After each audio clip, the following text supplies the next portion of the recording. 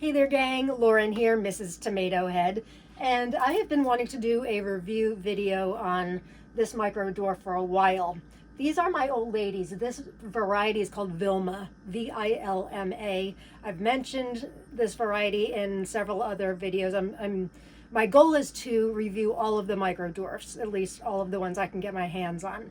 And I'm working on it. If you look around, and I've shown it in other videos, you can show it. I've got my daughter Riley here. Wave hello, Riley. Hello. She's my producer today. Those are the regular ones. So I'm growing tons of micro dwarfs. I think there's like 80 different varieties right now. VILMA is my longest lasting. So I started VILMA last August.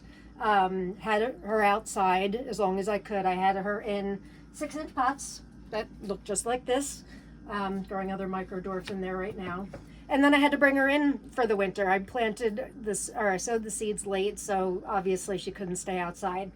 Then I did an experiment. I wanted to see how small of a container they could grow in. So there were actually 4 plants. One did not make it. We don't talk about that one.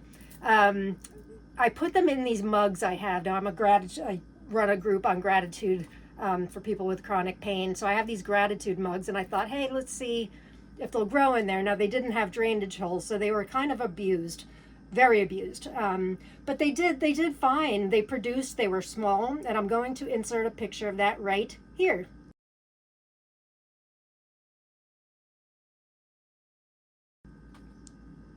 Okay, so that you can see now how they were abused. And then I thought they were done, and then I over-fertilized them. They were looking really sad, but I pruned them back, and I put them in these 1-gallon grow bags.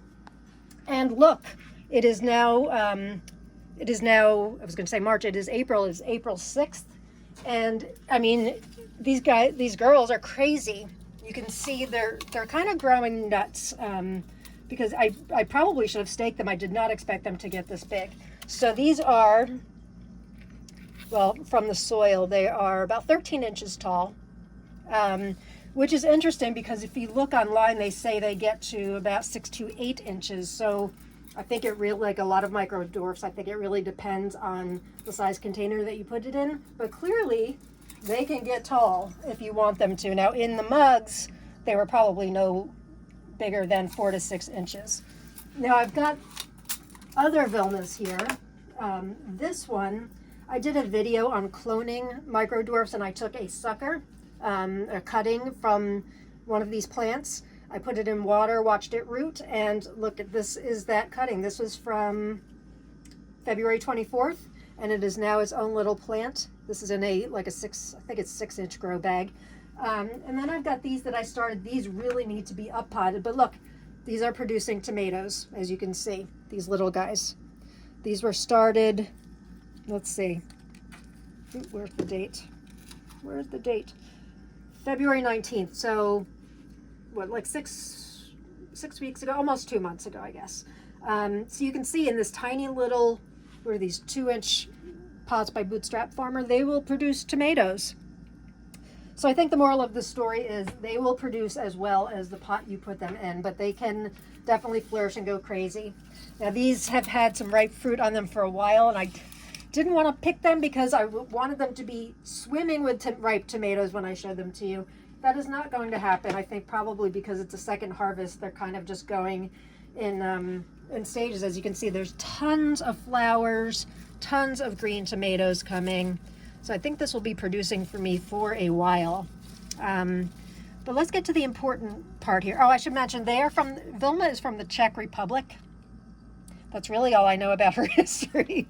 All I know is the history of these VILMA ladies, and we're going to taste it now because I'm sure you're wondering how they taste.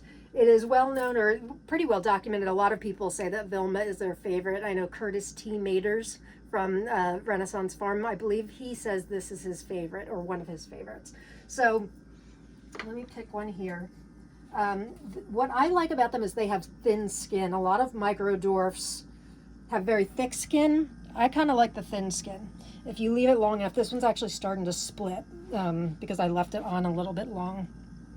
Got the split. So you can see size-wise by 1/4, that's how big they get. They're sort of a, I wouldn't say a deep red, but a orangish red. Let's cut into it, see what it looks like. I love having a camera person. Look at that, nice and juicy. Lots of seeds and goo. I like the seeds and goo. I know a lot of people don't, but I like the seeds and goo. So let us give this a taste, shall we? Mmm. Mmm. Would you like to taste, camera person? Sure. Can you feed me? I can feed you.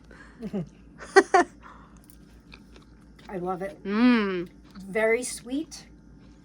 I don't like just sweet though. I like sweet with acidic, and that is really good. Now I know I haven't had a fresh homegrown tomato in like 9 months. That is, what would you say? I think it's delicious. I think that is super sweet, and Yeah. I don't love cherry tomatoes. That's right. I forgot you don't love cherry tomatoes. She's crazy. I can't believe she's I like them if they're cut. Yeah, this is for a micro dwarf. Again, this is really good. Here's another one. Thanks. Cheers. Cheers. Wow. That's Wow. really good. So, yeah, put her in whatever size container you want. But you can get big and bushy, and you can get a lot of tomatoes. And this is a very, very good micro dwarf tomato. Very juicy, sweet, and highly recommend. I will be growing this even without the experiment of doing all the micro dwarfs. This is going to be a keeper for me. So thanks for watching. I will talk to you soon. Peace and love, and get your gratitude on.